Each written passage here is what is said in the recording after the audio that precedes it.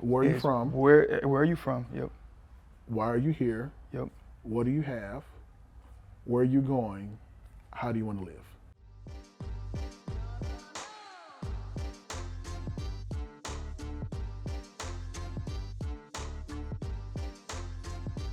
Uh, Man, this is another special episode of the Athlete Investment Podcast. Man, we got a really special guest. Man, I appreciate it. I appreciate being blessed. Former Cowboys coach. He was actually my coach for a while. He coached us. Former Cowboys player. Yeah. You know, Yeah.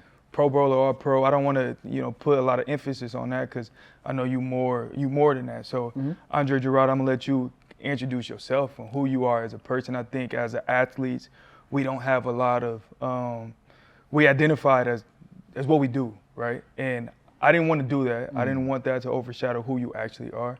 I would say to people, you've done a great service. And if I were to introduce myself, I would say that I'm an imperfect person that gets to wake up every day and understand more and more how magnificent and how precious life is and how much of a blessing it is to be able to impact people in any possible way that I can. And when was it like, because obviously, there's no way that you had that insight on your life, your whole life, right? No, Especially no. from playing in the league.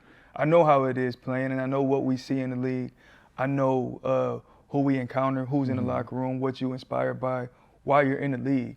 And when did you learn that about yourself?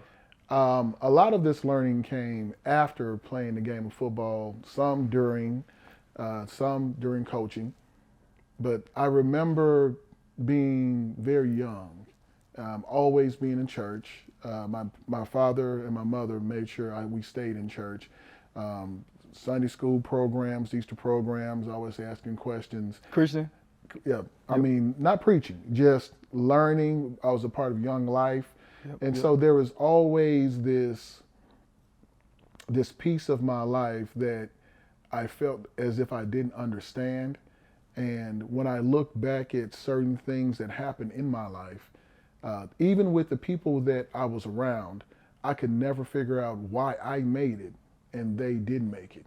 And so what I did when making decisions and moving in different ways, I tried to remember all the people that I encountered, to remember them and whatever position that I was in, to treat it very precious, because by treating it precious and respectful, I was honoring the people that I came across in my life. Yeah, 100%. Yeah. And so even the guys that I played high school football with, the guys that didn't make it to college or didn't make it to the league, very talented guys, I never forgot that I wish that I would have gotten a chance to see them make it. So the way that I can honor what they did and what they meant to me is to be my best. And so my constant chase of my competition was really with myself for the most part, understanding what it took to be a pro, and then taking that and meeting someone like John Kidner, who challenged me about learning the Bible. John Kidner.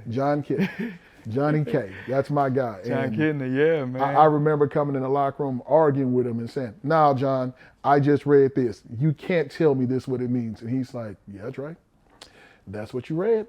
That's what it means." He was on that while playing in the league, because I know how easy it is to fall into so many different temptations, right? And when I say temptations, obviously, I'm talking about in the NFL. Obviously, it's more than just, when people think of temptations, we naturally go to lust, right? But there's other temptations like following, money, you know what I'm saying? Using or thinking money is your God, and all these different temptations that's around us. So John Kidner, he was like how he is now while he was in the league. That's hard to imagine. John Kidner was the same guy. He had some incidents that happened in his past when he was much younger, before he got to the NFL. I can tell you from meeting John and working with John, he has been that same person throughout, and he believes in the development of anybody that comes into his path. He wants to see more men follow God and reach and understand who they really are. And So that's who inspired you the most. he inspired me to a different level. I think it was a combination of John and the things that my father taught me and the things that my father would ask me, just different riddles and different things in life and how it was connected to the Bible. And I think I got deeper into the Bible actually when I got out of the NFL. Because as we know, Let's stop. Let's backtrack because I think a father aspect is huge, especially in our community, right? Very huge. And you, for you bringing up your father, right? I grew up. My dad wasn't around. He left when I was 2. My mom was handicapped. I had to raise my mom. Well, not raise my mom, but I had to take care of my mom at a certain age. But there was things that I look back now that I wish my father would have taught me, you know, and that I hear other people like you saying, like, I learned from my father. I think that's so dope. What responsibility do fathers really have? And like, you know what I'm saying? I think our culture lacks responsibility, especially as Black men. So what responsibility does fathers have, and what impact did he play in your life? Fathers have a very big responsibility. I think it plays such a big role, but at the same time, it's misunderstood, it's overlooked, and it's devalued a lot of times in our culture. Not for all fathers, for some fathers that struggle, like myself, I struggle. And for fathers that are doing the right thing, sometimes they can get caught in that shuffle. But we all can aspire to do better and be there more and try to help and develop. Not saying my dad was perfect. My dad was a functioning alcoholic. And I think by learning from my dad, what he taught me was how to value what's important, which is family. Yeah. How to persevere even when things don't seem like they're going the right way. Always figure out something to smile about and love and live life.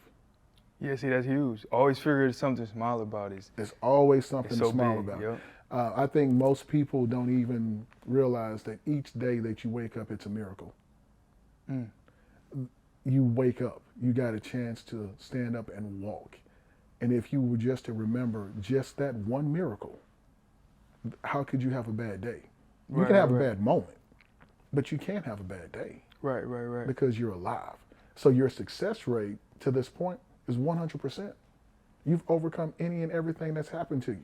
Whether it turned out favorably for you or it didn't, you're still here. Which means that there's a lot left in you that you have to do.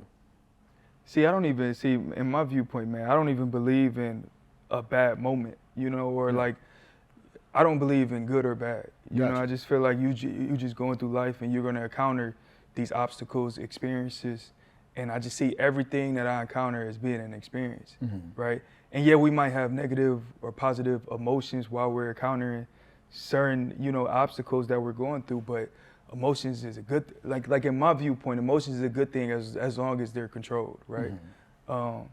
But you know, just speeding back up to the conversation of where you was going with it about how you found Christ, even after Kitna, you know what I'm saying? But you found Christ after you got out the league.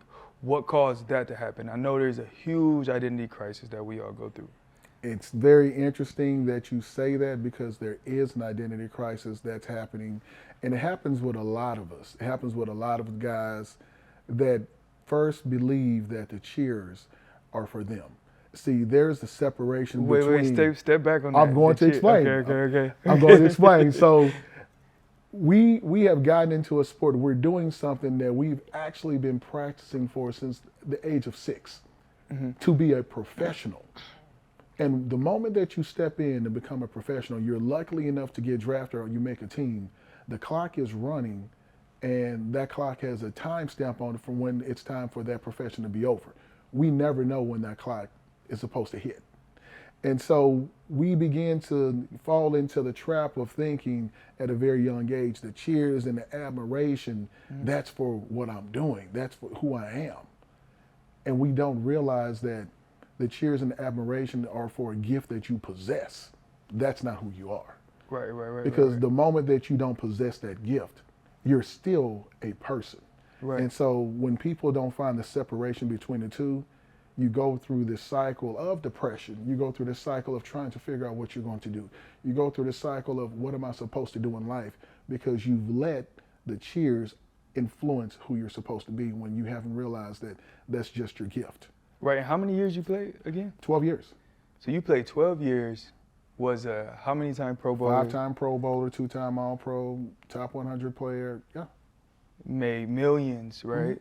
And you telling me that you still went through this thing that, because obviously, I mean, I went through it, right? I only played 6 years, was a special team player. I never really felt like I got a real opportunity to make something really happen, right? But you got all the, you reached the pinnacle of the NFL, right? You reached the top. And you telling me you still went through that identity crisis. Absolutely. After 12 years of what other people would say is very successful.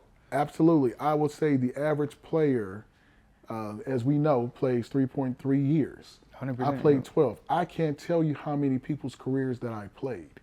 I can even tell you that even as a second-round draft pick, I don't think, and having Bill Parcells as a head coach in my second year, I can tell you that as a second-round pick, every day I thought I was going to get cut until I got a contract.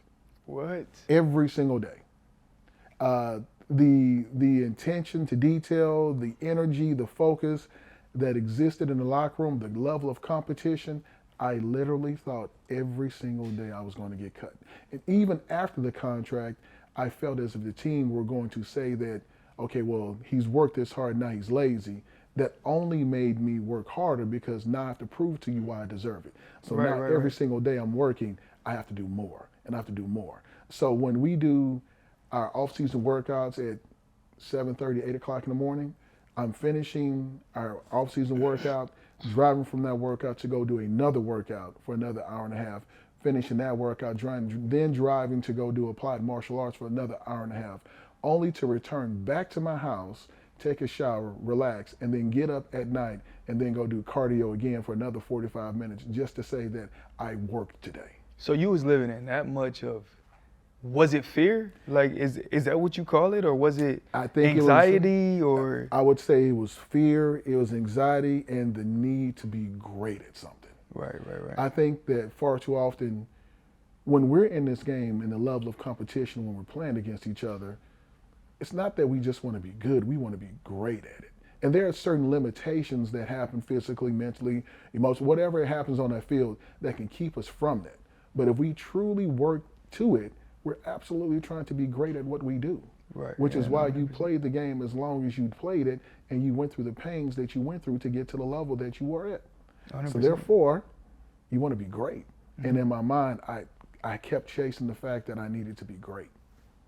Man, backtracking on the fact that you were saying, like, you went through every day you thought you was gonna get cut. Man, I got a funny story. I know you remember Coach Bisaccia. Absolutely. Yeah, man. Coach Bisaccia used to literally, because I came in my rookie year, I was super overweight. Obviously, I mean, after you get drafted, you go through that period, or after you do your pro day and combine, you go through that period to where you're not like training. All you're doing is traveling and going to visit people's teams and stuff like that. And then the draft happens, and you kind of relax and take the foot off the gas a little bit. Well, I did, right? You know, I know you probably was a different breed. That's why you. No, I did. You did? Okay, Yeah, okay, cool. So I went from being 215 at the combine to coming in at probably like 228. Okay, it's not too bad of a jump. But for a secondary safety player, yeah, that's a big jump. As a safety, right? And Coach Bisaccia used to tell me every single day, like, you're gonna get cut. You're gonna get cut. So as a 6th-round draft pick, he used to say it, and he wasn't saying it like that. I mean, you know how Coach Bisaccia talked. He was like, "Yo, I'm gonna effing cut your ass," and I was like, "Damn, like, you know what I'm saying? I just got here." But from you saying that you went through that is kind of surprising, because I know how I was playing on the field. Like, you can't play when you in that much fear. How hard is that? And now you're on the coaching side, right? So I know you saw both sides of it. What's your take on that and how hard it is for players to actually play and try to be successful in the NFL knowing you're under so much stress, you're under so much, you got millions of eyes on you watching you every single night, right? You got the social media now. I mean, that was just started to get real popular when you was finishing out your career. How hard is it in this day's generation to truly be successful in the league? It's really difficult because there's so many avenues in which you can choose to get in trouble. It's also difficult because you're being evaluated for being on the field, but most people don't even know who you really are. And I'll come to that, and we're going to get to that in just a second. Most people don't know who you are, and there's a rule that I live by when it comes to that. And then there's also understanding the price that you have to pay to truly be in the position that you're in, which is going to cost you self-discipline the highest degree. What I tell players, and I don't know if it's taboo, I don't know if it's anything that players have ever heard a coach say. I have said to players, hey, let's get this completely understood right now. I need you more than you need me. You tell players that as a coach? Tell players that as a coach. Oh, yeah. I need you more than you need me. And they'll say, well, wait a minute. See, now we're being honest because they'll replace a coach before they replace a player. So I need you more than you need me. How can I help you be the player that you want to be? I'm going to give you everything that I'm going to give to you. You can hold me to the fire. This is how I'm going to pour into you. Now, when I offer that up, I need you to be receptive, and I need you to figure out what you're going to pour into me. And now if we can sit there and hold each other accountable for that development, there's something stronger than just a coach. See, now I have somebody that I can confide in. Now I have somebody that cares about me as a person, not just a player. And I understand that there's a revolving door with the NFL, and even being with the team and being removed from the team, I still stay in touch with the players that I coached. Because what I said to you, I never lied to you. I care about you as a person. Right. Was it tough? Because that's a dope insight. And I feel like you only got the insight because you actually lived it, and wasn't very much removed from it when you transitioned into the coaching role. Was it tough being in the locker room with the coaches and seeing how they talk about players and like stuff like that? Was that a tough part of the transition? It is because being in that position, you see the coaches who are doing their best, but they also have a lot on their shoulders as well. I mean, based on how you perform on the field, this is exactly how these men who are trying to lead you feed their families. Right. Take care of everything that's going on in the house. And so there is that added pressure to try to demand perfection out of the player and to coach him hard, to never get satisfied, to always want to push for more. And then on the other side, as a player, you're trying to understand why this coach is doing all this stuff and having all these extra requirements. It's one, to cover the fact that he covered everything that he possibly could cover, even though there is an 80% chance that you may never see what's about to happen. But he can say that it's been covered before because he's trying to work for his livelihood as well. So you have a situation, because you're not really building a team, you're building a tribe. That's a whole nother question. But you're building a tribe, and if you effectively build a tribe, then each person understands that my livelihood is based off of what you do and vice versa. So let's work together to get this done.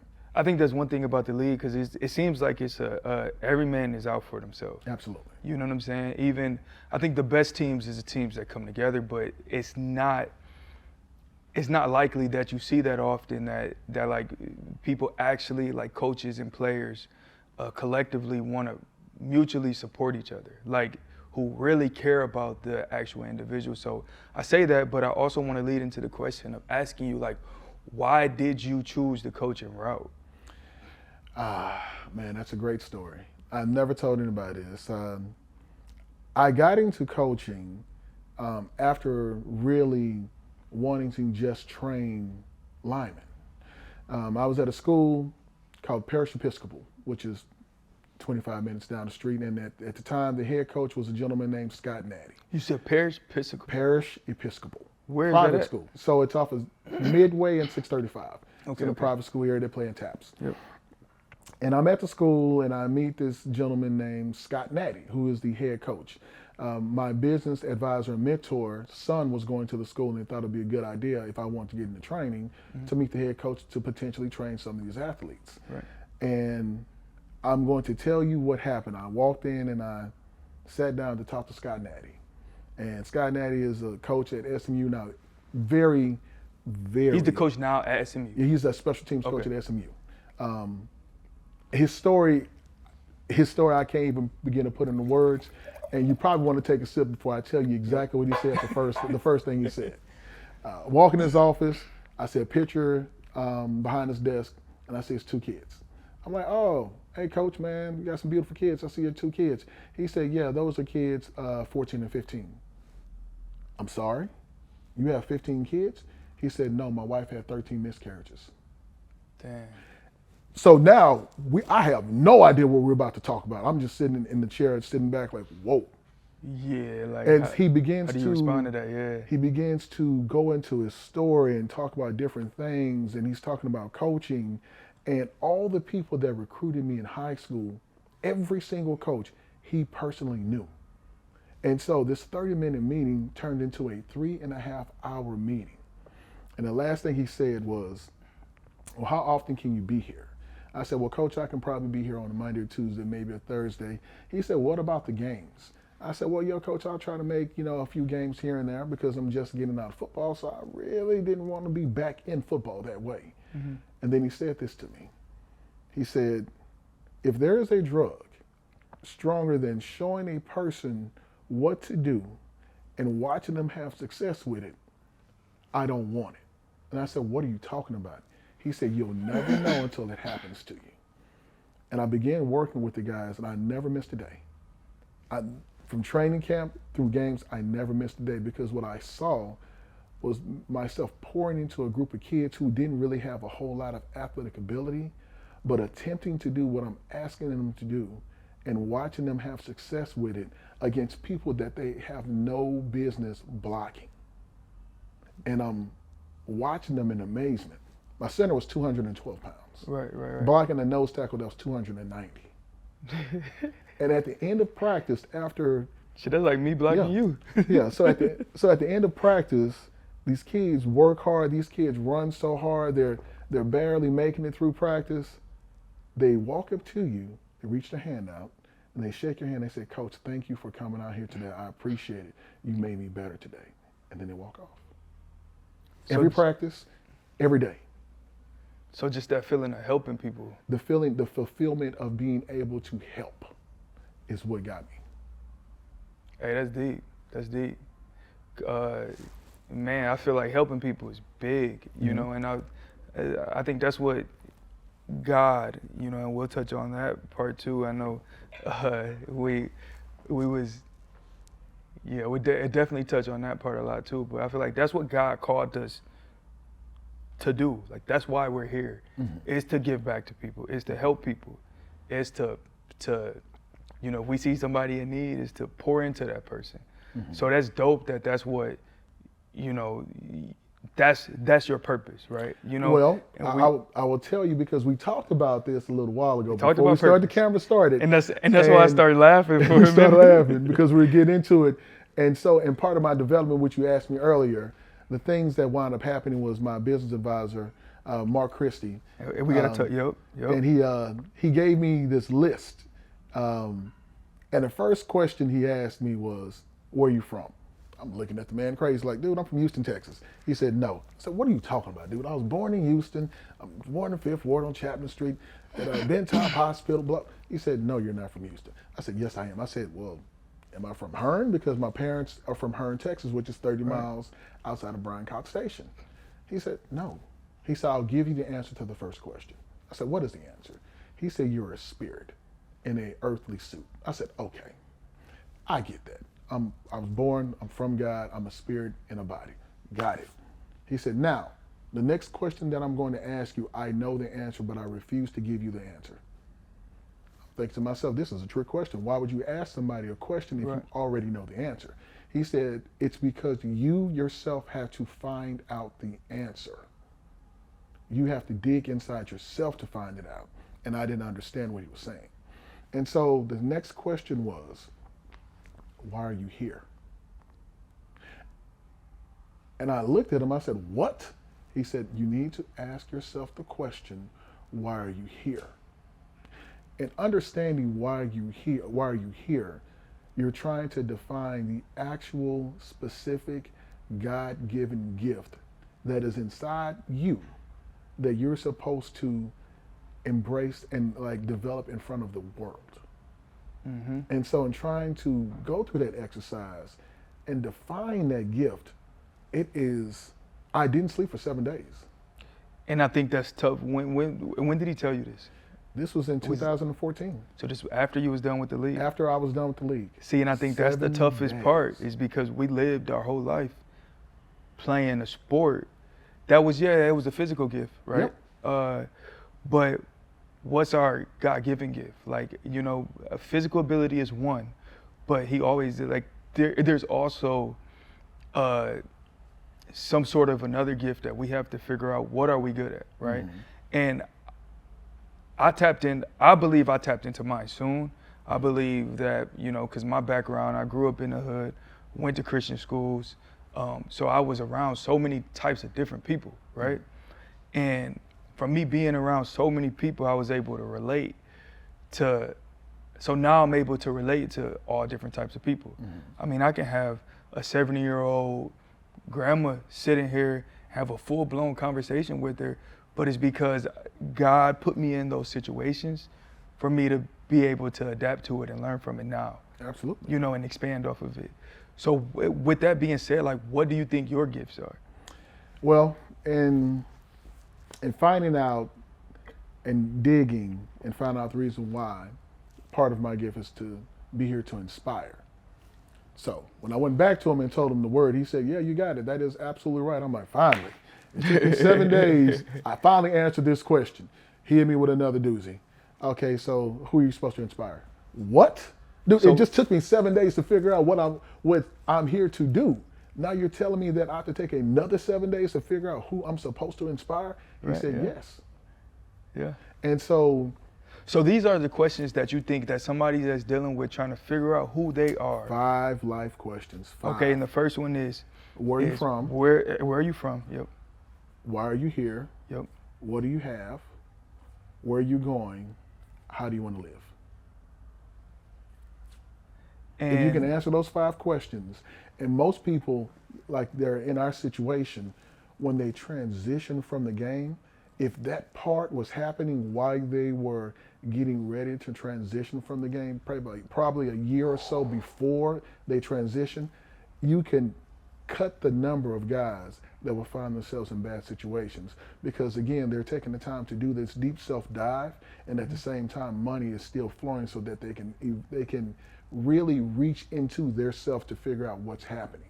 But what happens is the career is cut short, and you have no idea when that end's going to happen.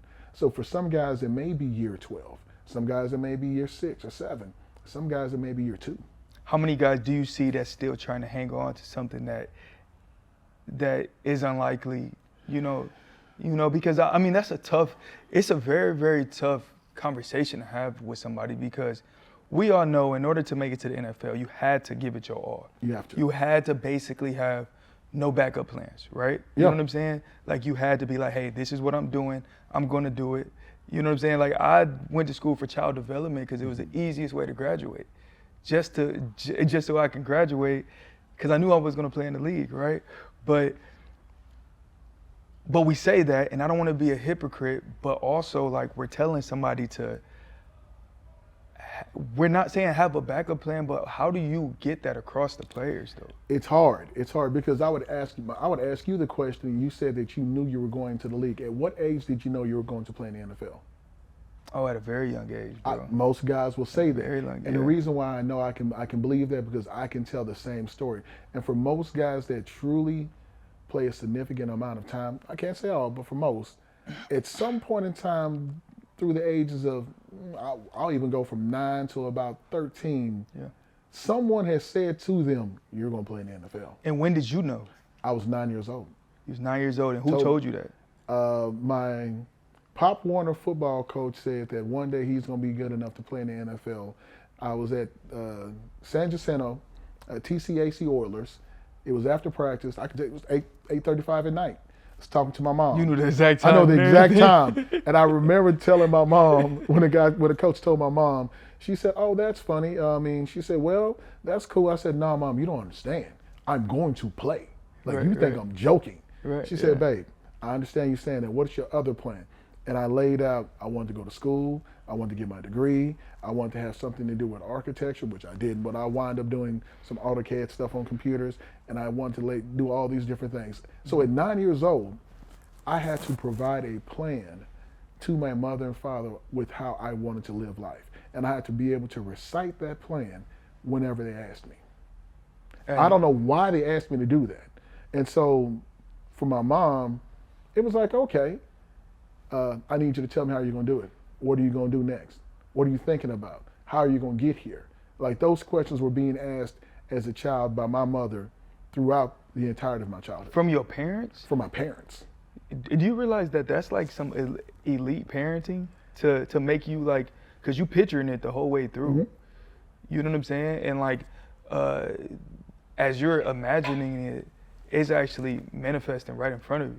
You know what I'm saying? Like you. I mean, I know you were taught like to have picture boards and all this stuff, but them literally asking you that all the time. Well, how often was they asking you that? It may be once every 3-4 months or whatever, but you definitely have to have an answer. Right, exactly. That way, if they asked you a question, a parent, a household, if they asked you a question and you didn't have an answer, to say means you're going to get an ass whooping. So provide an answer to the question that they asked you. What are you going to do in life? Get an answer. Right. I don't care what the answer is. Give me an answer. What's your backup plan to that answer? Have another answer. Okay, right. We're gonna leave you alone. Right. But too many ums and uhs, oh no, they weren't having that. Man, that's big time. And so I didn't think of it as a picture board. I didn't have a picture board. What I used to think of is, if I want to do this, how is this going to look? What do I want to do? How is this going to happen? And even having a picture, it doesn't mean that it's not going to be tested. But at least if you talk to players and you get players to really have a picture of what they're going to do outside of the game, I think it will help a lot of guys, because a lot of guys are being taught, and you know this, they're being taught to transition from the game to be employees, but they're not being taught to transition from the game to be employers. And that's two different lines of thought. And I don't see that with a lot of our players that are being taught how to transition from the game, be self-sufficient, and employ other people. How much do you think it comes from us being culturally with our people in a press position? Because I mean, obviously, if you think about the NFL, what is it, 75%, 80% black, right?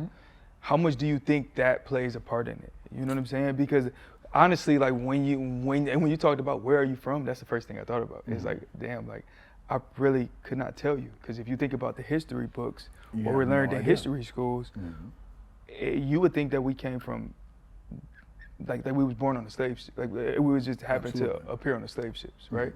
You know, that's what you would think. But so how much do you think that plays a fact in us just automatically thinking that we're not made to be employers?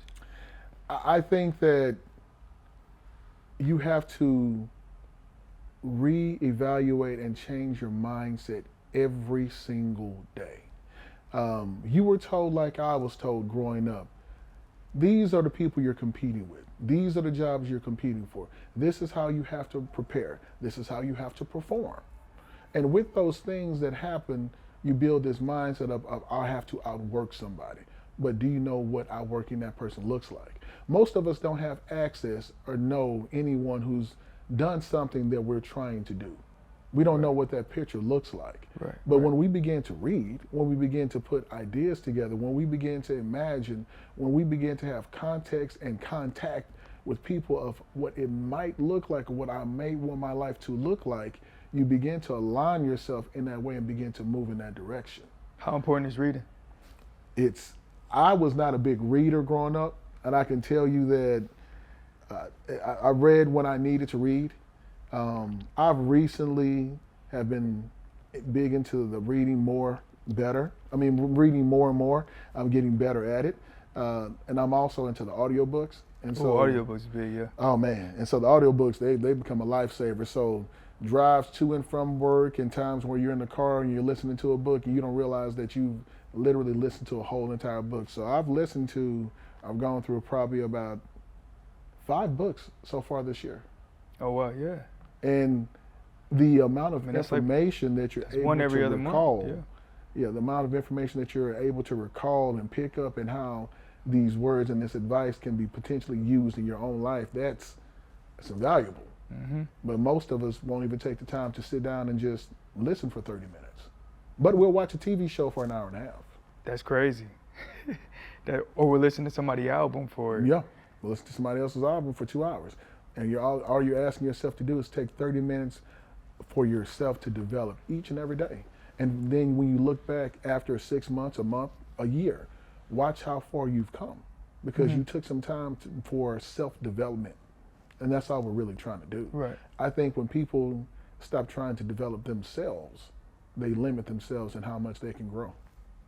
So if I'm trying to transition, right, I went through a tough time, and I talk about it a lot. I got released from the Bengals after 6 years, haven't been released before.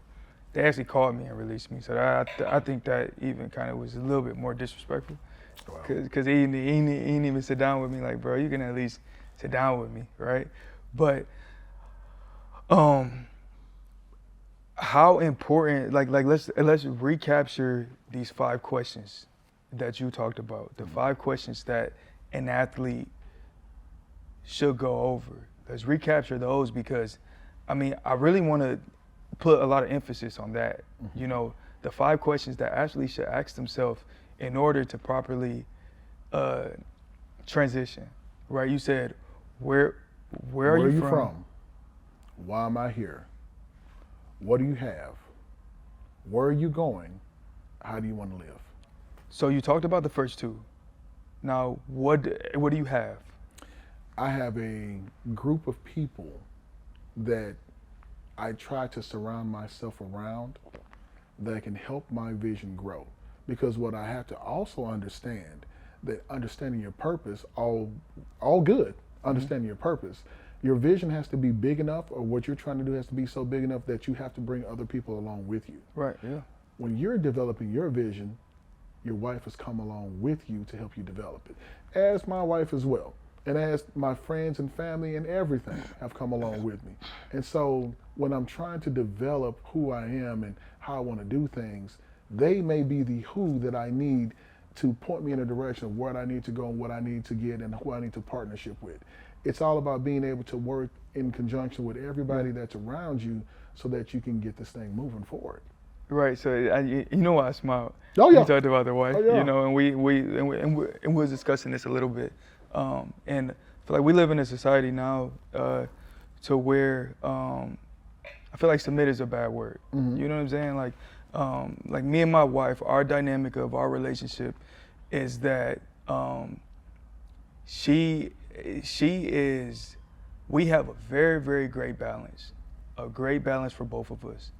She hold down everything, bro. I could not do anything that I'm doing without her, and I'll put that out.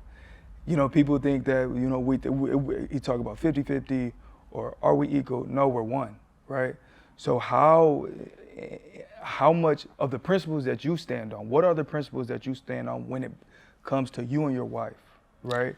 You know what I'm saying? Like, because I stand on, like, in the Bible it says your wife is supposed to submit to man, right? And I don't think that's submit is not a bad thing. But me, right? I submit to God.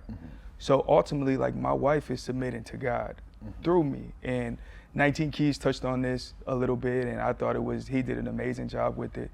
He's actually a person that I'm super inspired about, or inspired from.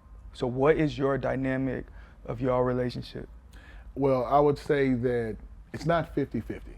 It's not 50-50 because we're not partners. It's 100 to 100. I have to give 100% of myself because she's going to give 100% of herself. Yep. And the first thing that I have to do is I have to submit to God. Exactly. She has to see me submitting in agreement with God and how I'm trying to live and how I'm trying to walk. I have to prove that to my wife every day.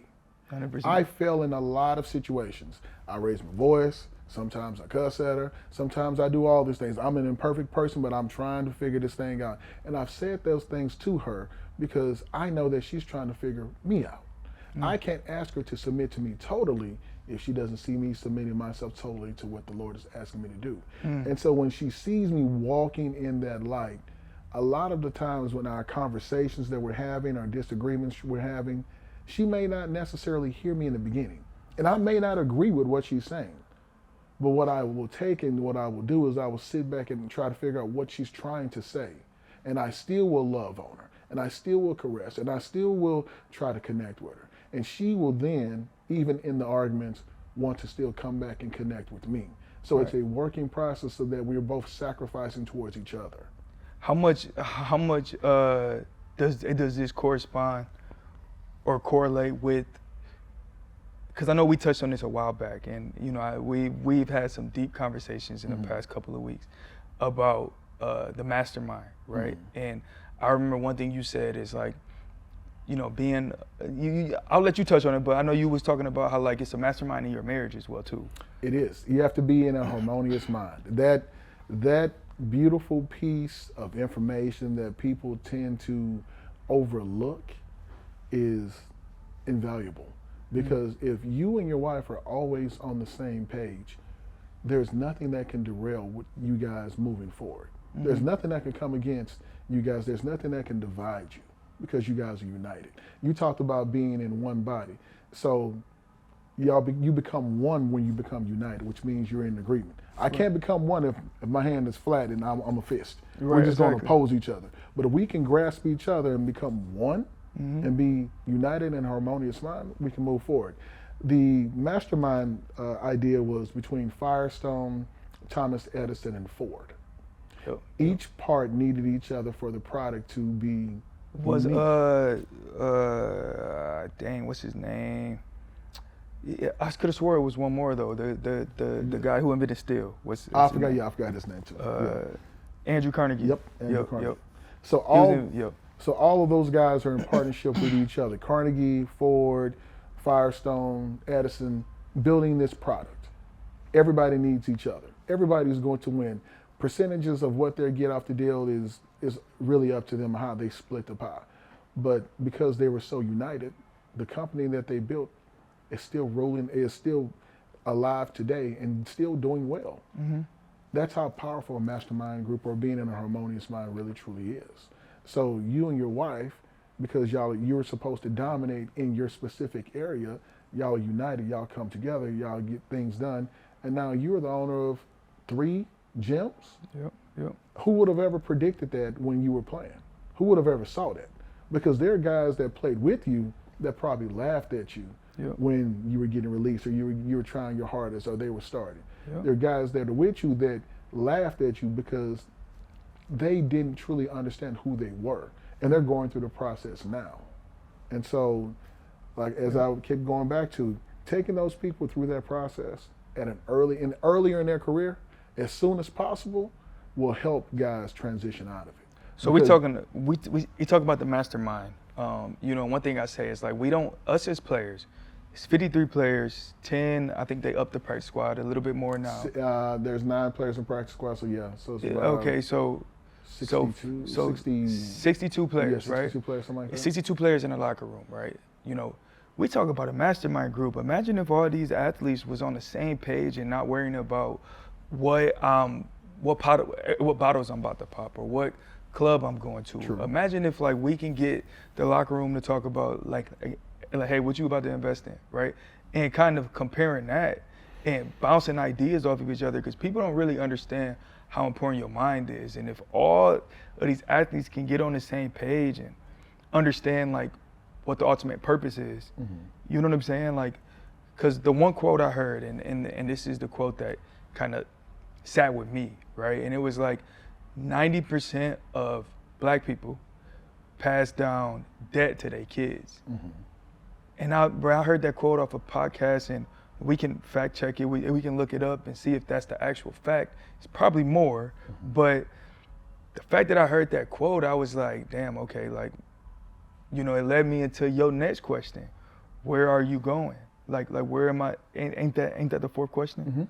Mm-hmm. Where are you going? And I was thinking about that, like, okay, if I continue on this rate, if I continue on this path of living life how I was living at, I don't have a job now, where am I going to end up? Like, where am I going? So how important is that question to you? It's very important. It's very important because what you don't also realize is that the roadmap that you're living is not for you. It's for your kids to see the steps that you take. And so your young kids are growing up right now and they don't know apples from oranges or whatever the case is, and they're developing, they're just really loving and learning life. But at some point they're going to be able to rely on the fact that I watched my father go through some things. I watched what he did. I can see some of the things that he did. We've had conversations. So you're trying to pass down to them a wealth of knowledge that sometimes we don't get. Sometimes it's single family, single mothers, sometimes it's mom and dads, and sometimes we've gotten away from the fact that it really used to take the community to raise the child. So there was Big Mama, there was Little Amy, there was we Grandma, did get away from that. There were so many people got that away from poured that. into these kids, and now these kids don't have that to pour into.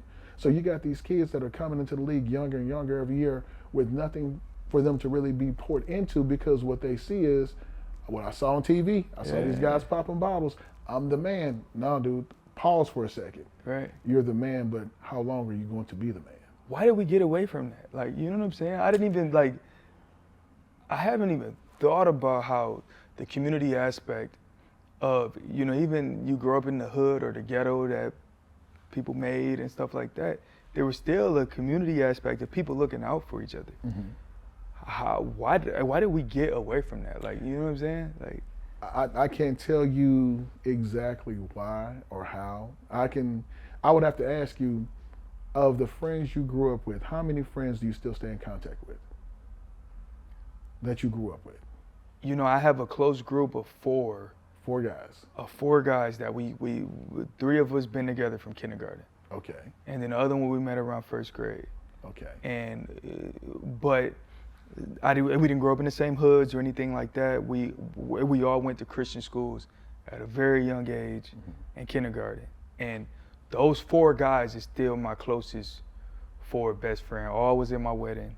You know what I'm saying? So, but other than that, and then none of them. Yeah, see, I would say that. So for me, I have about 6 guys.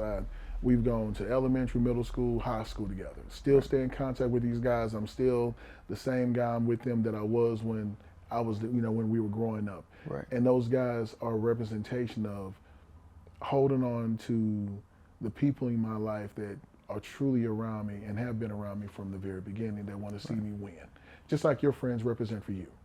And so being around those people and being around those guys, that family dynamic of how we got away from that's what we grew up in. We're trying to replicate that with our friends.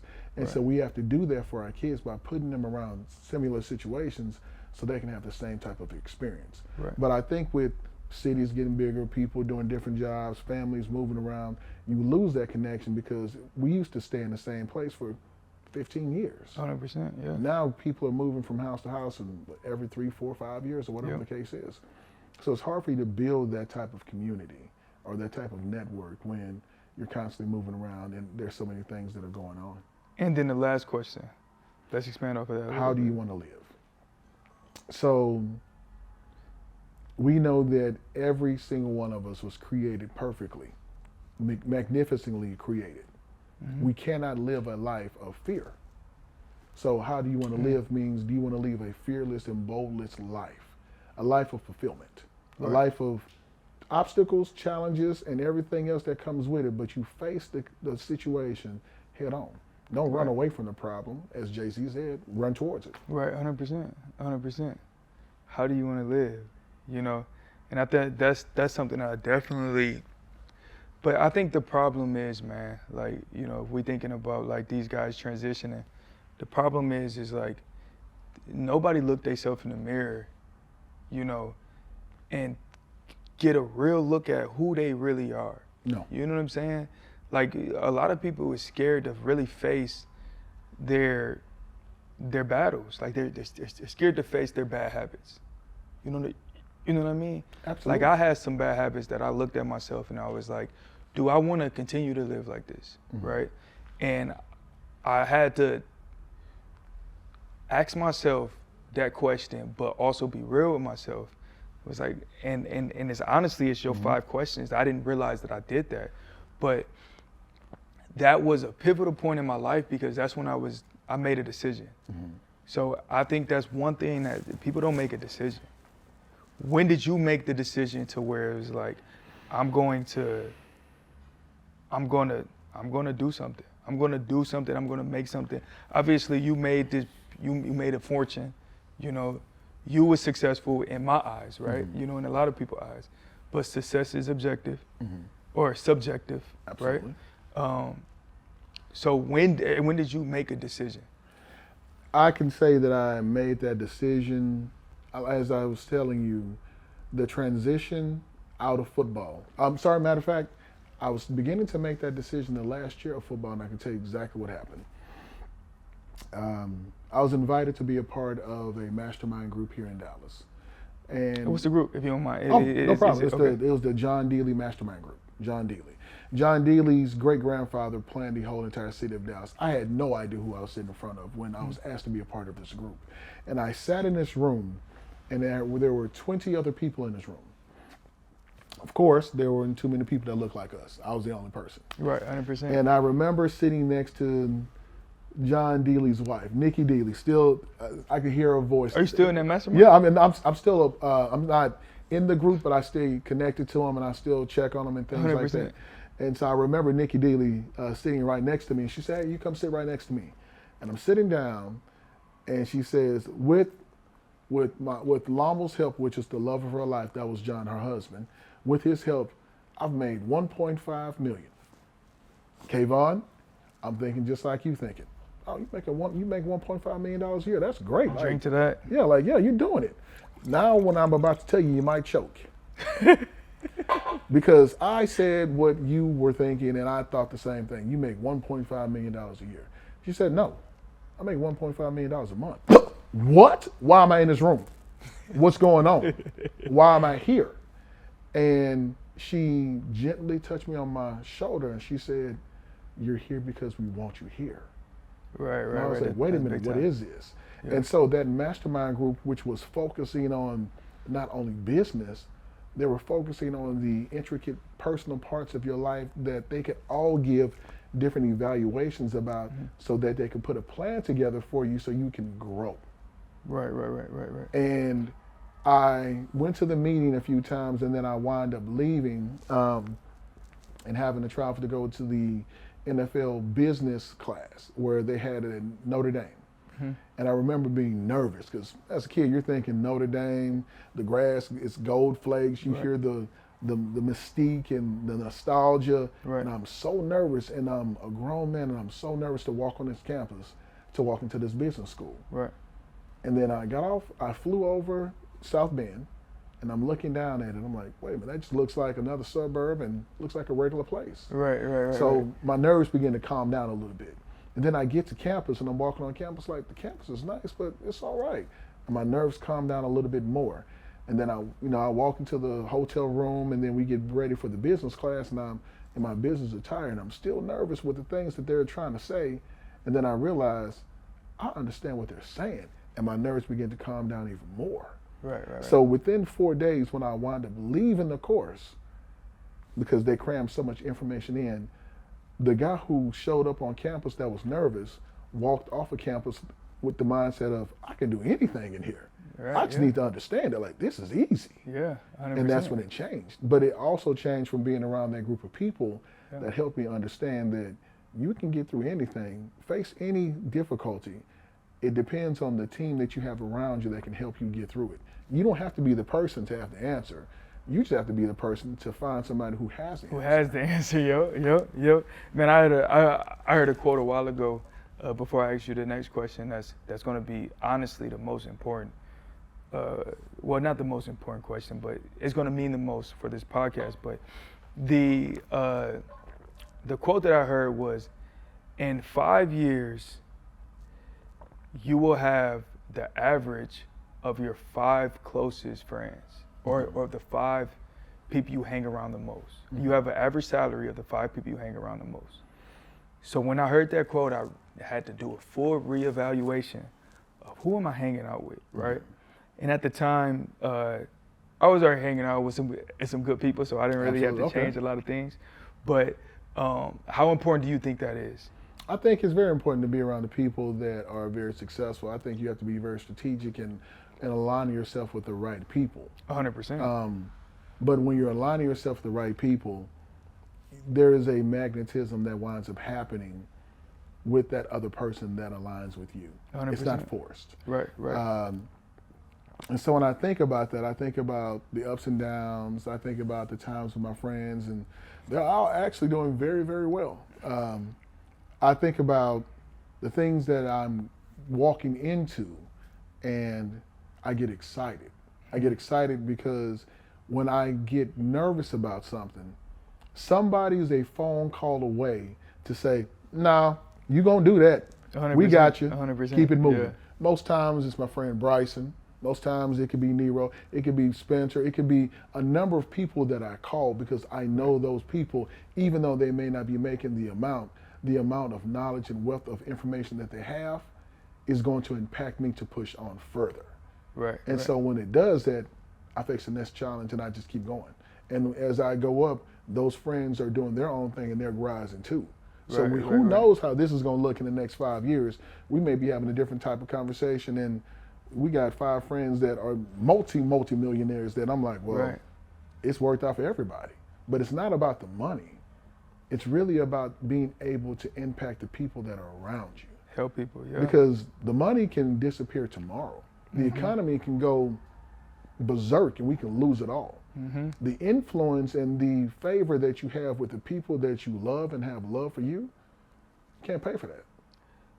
You have a lot of knowledge, and I feel like a lot of people, obviously the normal people, the norm, don't have the amount of knowledge that you have. I feel like, and that's why I didn't want to lead off the episode with talking about what you did. Mm-hmm. I wanted you to tell who you are because you do have a lot of knowledge. What are some principles that you stand on as a person, as a man of God? As a man of God, I am, and I do honor. I'm a creation made by God, and I am from God. I do live by my purpose. I will work to identify and define where my purpose is. I take every breath that I take as a gift because I don't know when the last one is going to be. I love life. That's deep. And I don't have a bad day, I have a bad moment. A lot of these principles and things that I got that I live by, they became concrete some time ago, but they really took a hard hit. My father recently passed in August. Damn, I'm sorry. On my sister's birthday. That's all right. When I laid my father down to rest, I understood that what I'm doing and how I'm going about it, I know it's bringing a smile to my father's face. So every day I wake up, I smile internally because I know that I'm doing something and my dad's looking at me like he's doing exactly what I told him to do. Right. And I can't be mad at that. The only thing I can do is be happy. Man, that's big time. And that would have been a great spot to end at, but I can't end the episode without putting the emphasis back on the ultimate purpose. And I am really sorry about your father. I understand. It seemed like he was a huge influence in your life. Man, that was the biggest 5'6" person I've ever met in my life. My dad's 5'6". That, to me, he was a giant. Right. So he was 5'6", and you turned out like this. 6'4". Yeah, my mom's 5'10", my dad's 5'6", and I'm 6'4". That's crazy. Yeah. That's crazy. But like I was saying, I can't end the episodes without putting the emphasis on because I want the whole point of this is to obviously talk about the transition to talk about you as an actual person and not as an athlete. Mm-hmm. And then also, like, I think we need to start not flaunting our investments or flaunting things that we've done, but we do need to start showing that side to the world. So these youth and, you know, everybody that's inspired by us can see that there's other ways. Absolutely. So what are some investments that you made? What are some fields that you're in or that you plan on going into? What are some, you know, things that you've done in the past that was successful for you? You know what I'm saying? Like, let's shed a little bit light on that before we wrap it up. I will say that things that I've done in the past that were successful, I remember, of course, guys put their money into the 401ks and they try to save them, try to maximize. I can tell you, I absolutely forgot about that plan. And so. You maxed it all out though? I maxed it out and I completely forgot about it. And the way that I invested. You played 12 years, yeah. I completely forgot about it. So I maxed it out. I invested in the percentages and investments. There's a guy named Ross Tucker who's an analyst on I guess a political podcast. Right. And Ross Tucker has no idea that I did this, but Ross Tucker was talking about how to allocate investments in 2002. Wow. I literally did not understand a word that he was saying as he was talking to two other gentlemen that was in the room. All I did was write down the percentages of what he said to write down. Right. I had no idea that it was going to turn out the way that it has. And so that was another part. That was luck. As purposeful investments, of course you invest in entertainment, you invest in real estate because honestly, we can create a whole lot of other different things, but there's not a lot of land that can be created. So that's always a big investment. That's one of your long-term investments that you try to embark on. As far as the market goes, I would say, you know, foreign things, things overseas, because what we don't know, most people don't even realize, is that although we trade in the New York Stock Exchange, there's a whole nother market that trades after hours that we don't even know about. Mm-hmm. And so there are certain investments that your financial advisors or people that are in the financial world can tell you about that work for you while you're asleep. Mm. We honestly do not know that information. Mm. And that information is very powerful. Oh yeah. The money that you put in the bank, that money is up for investing when the market is closed. You talking about like Forex and stuff like that, or I don't know the particular names. Yeah. I just know that it happens. One of the investments that you can make is to actually invest right back in Chase. If your money's in the bank of Chase, just for using an example, why would you not invest in Chase? They're already FDIC and protected, FIC or FDIC protected, and they bring in a 20% return a year, and they have done it for the last 25 years. Damn, So just invest in the bank. Not to mention the cryptocurrencies and things of that nature, but that's so volatile. So, especially with what happened to that FTX. Yeah, that was deep. Bitcoin is still stable at what, $16,752 per coin.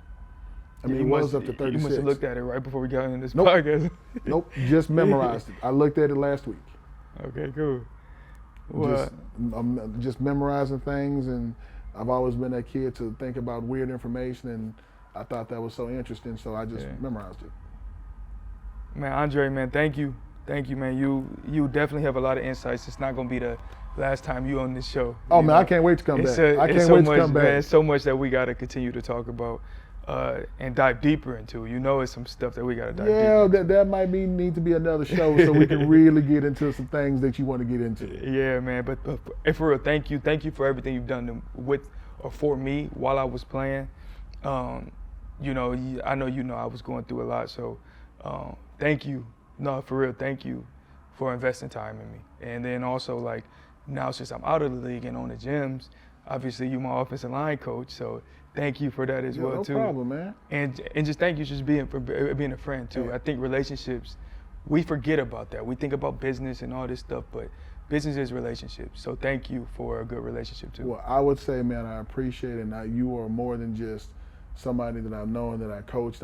We developed a lot of different things, and I also want to tell you, thank you for the opportunity to 100%. Be in those positions. because you didn't have to give me the opportunity to try to prove myself. And I want to be graceful and grateful and to tell you thank you for the opportunity, because that means a lot to me that you would say those words, and it means a lot to me as well that I delivered on some of the things that I wanted to do for you. Yeah, no, you live in your purpose, and it's beautiful.